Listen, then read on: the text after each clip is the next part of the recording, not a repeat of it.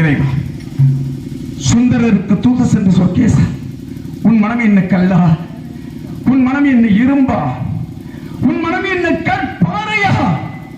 ஏனையா ஆட்கள் அழித்தல் காத்தல் என்று சொல்லக்கூடிய முப்பெரும் தெய்வங்களில் இந்த உலகத்தை காத்தழிக்கக்கூடிய பரம்பொருளாக விளங்கிக் கொண்டிருக்கின்ற நீயே ஹரிச்சந்திரனை இப்படி ஆட்படுத்தி விட்டாயே.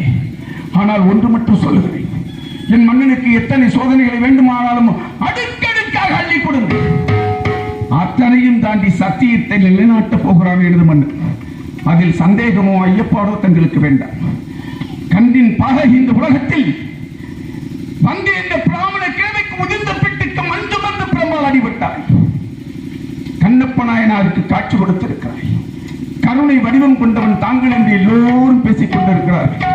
அப்படிப்பட்ட மனித சமுதாயத்திற்கு விளக்காக வாழுகின்ற தாங்கள் என் மன்னன் ஒருவனை மட்டும் இக்கதிக்கு ஆட்படுத்தி விட்டாயே. நான் கத்துகிறேன், கதறுகிறேன், கண்ணீர் வடிக்கின்றேனே.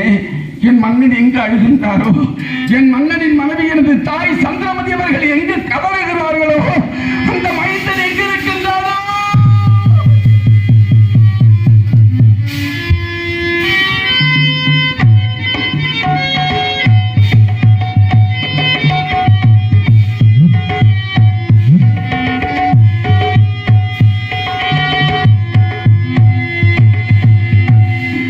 கதற வைத்து விட்டாயே, எங்கள் குடும்பத்தை சீரழித்து விட்டாயே, சின்னாபின்னமாக்கி விட்டாயே.